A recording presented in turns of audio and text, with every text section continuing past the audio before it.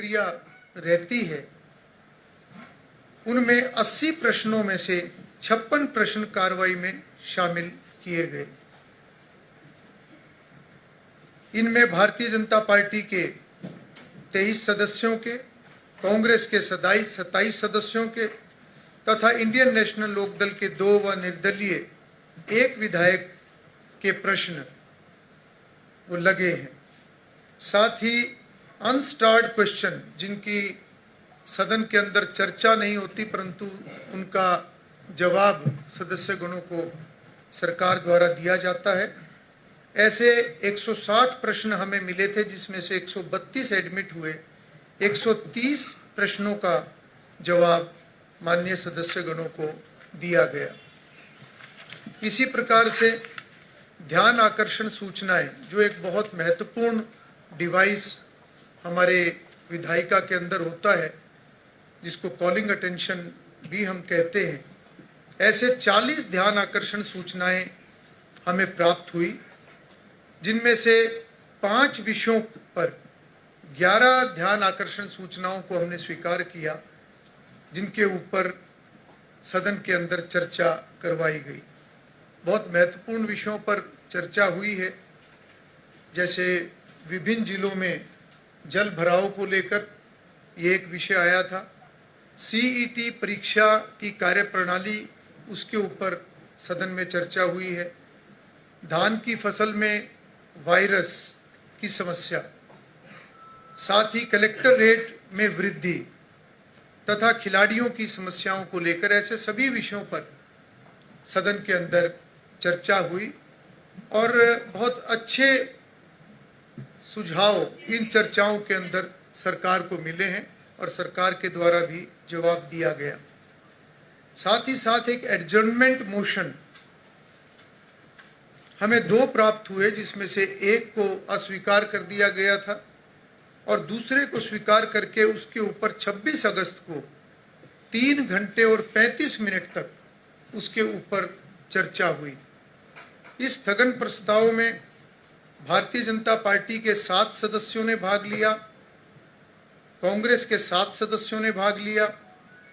Indian national Lokdal के 1 सदस्य ने इसमें अपनी बात रखी तथा निर्दलीय 2 सदस्यों ने उस विषय पर अपनी बात सदन में रखी। ऐसे 17 माननीय सदस्यों ने अपना विषय वहाँ पर रखा और मुख्यमंत्री जी ने 67 मिनट उसके ऊपर अपना जवाब दिया। इसी प्रकार से जो ऑफिशियल रेजोल्यूशन, यानी जो सरकारी प्रस्ताव, ऐसे 3 सरकारी प्रस्ताव सदन में लाए गए, जिनमें से एक आपराधिक बिल की वापसी का था, दूसरा गुरु तेग बहादुर जी की 350वीं शहादत वर्षगांठ पर वो सरकारी प्रस्ताव एक था,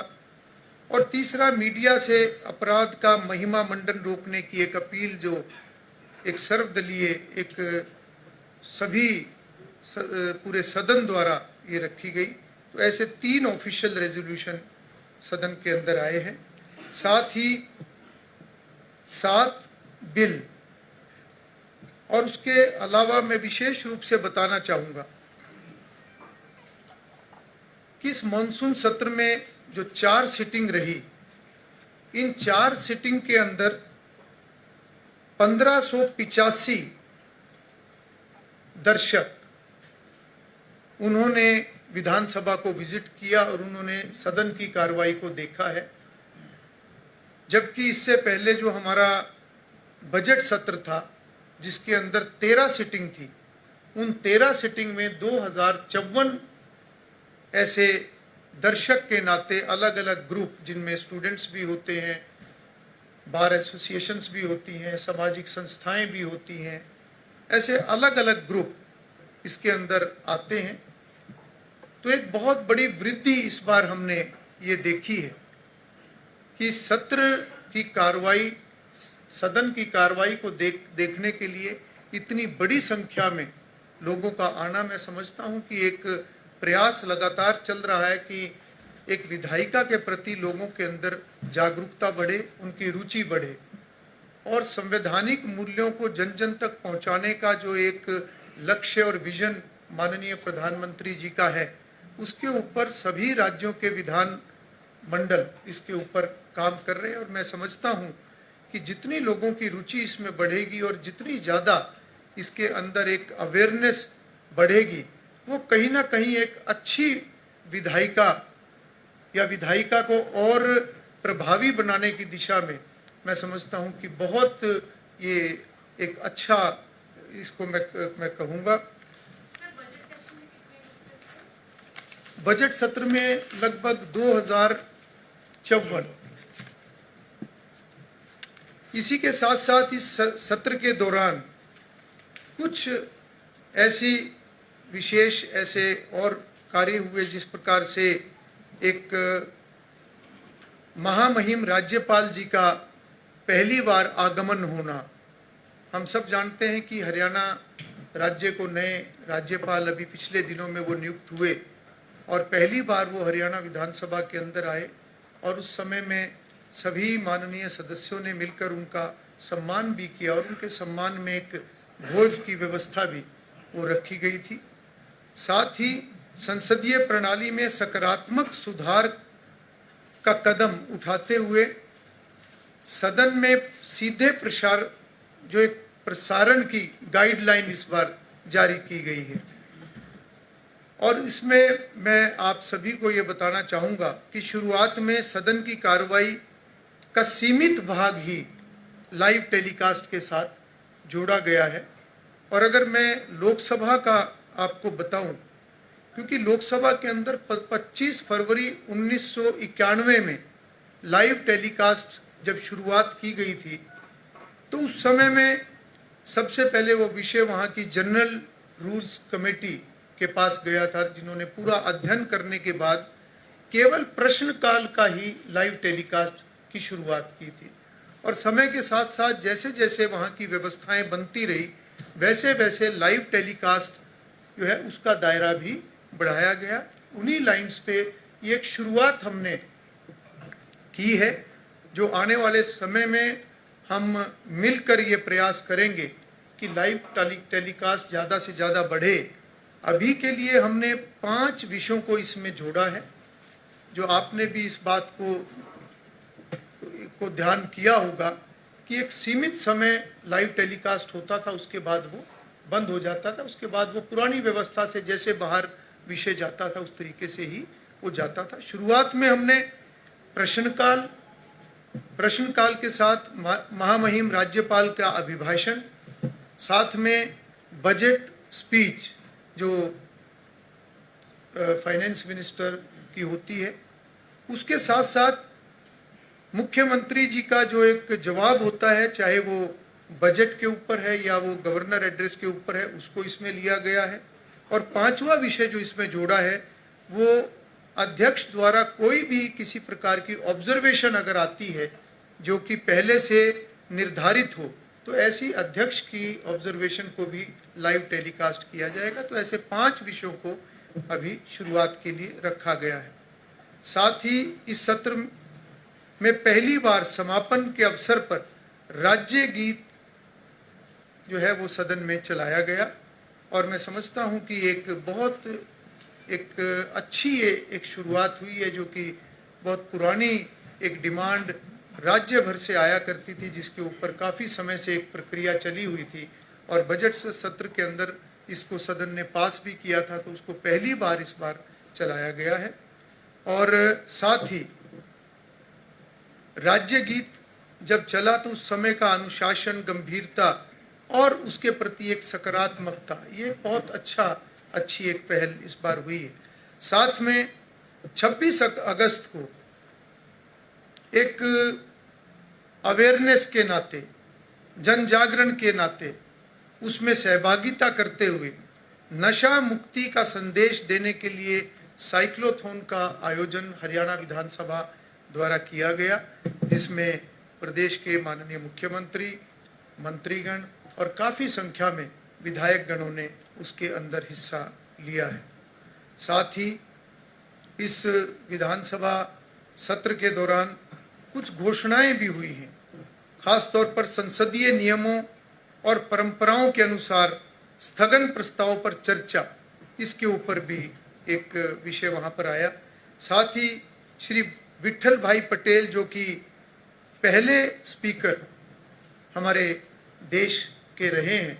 और आज़ादी से पहले जब ब्रिटिश राज यहाँ पर हुआ करता था उस समय में वो स्पीकर इलेक्ट हुए थे और उन्होंने जिस प्रकार से एक संसदीय सुधारों को लेकर उन्होंने बहुत सारी पहल उस समय में की थी, जिनका अनुसरण आज भी पार्लियामेंट और अनेकों सभी विधानमंडल उनको फॉलो करते हैं। तो उन द्वारा लागू किए गए संसदीय सुधारों का स्मरण इस बार किया गया और ये भी तय किया गया कि आने वाले समय में हम हरियाणा विधानसभा के अंदर उनसे जुड़े हुए विषयों को और उनके जीवन के बारे में एक प्रदर्शन हम यहाँ पर करेंगे, उसको प्रदर्शित हम करेंगे। साथ ही सभी विधायकगणों से जनता की अपेक्षाओं पर खरा उतरने के लिए अपील, वो भी एक घोषणा के माध्यम से जो ऑब्जर्वेशन अध्यक्ष द्वारा की जाती हैं समय समय पर, ऐसा किया गया। और साथ ही टीबी मुक्त भारत अभियान में सभी विधायकगण सहयोग करें ताकि ये विषय ज़्यादा से ज़्यादा जनता तक पहुँचे और टीबी मुक्त अभियान ये सफल हो, ये भी एक विषय वहाँ पर अपील के नाते आया है। इसके साथ साथ अभी तक के किए हुए विधानसभा द्वारा जितने भी कार्य किए गए हैं या बजट सत्र के बाद जितनी भी एक्टिविटीज़ की गई हैं उसकी जानकारी सदन में दी गई और भविष्य का एक रोड मैप जो आने वाले समय में हरियाणा विधानसभा जिन जिन विषयों पर काम करेगा वो भी सदन के अंदर उनको बताया गया है। अगर मैं कुछ विषयों की यहाँ पर चर्चा करूँ तो आने वाले समय में हम हरियाणा सरकार और हरियाणा विधानसभा के अधिकारी कर्मचारियों के लिए लेजिस्लेटिव ड्राफ्टिंग की एक वर्कशॉप जो कि लोकसभा के सहयोग से हम उसका आयोजन करेंगे ताकि विधायिका से जुड़ा हुआ जितना भी कार्य है या जितना भी लेजिस्लेशन होता है उसमें ड्राफ्टिंग के एक बहुत महत्वपूर्ण उसमें स्थान है। ड्राफ्टिंग में जितने हमारे अधिकारी और कर्मचारी निपुण होंगे उतना ही अच्छा ड्राफ्ट बनकर सदन में आएगा और उसके ऊपर जब चर्चा होती है तो वो विषय आगे बढ़ता है। इसके साथ साथ हम लोकसभा की तर्ज पर जल्दी ही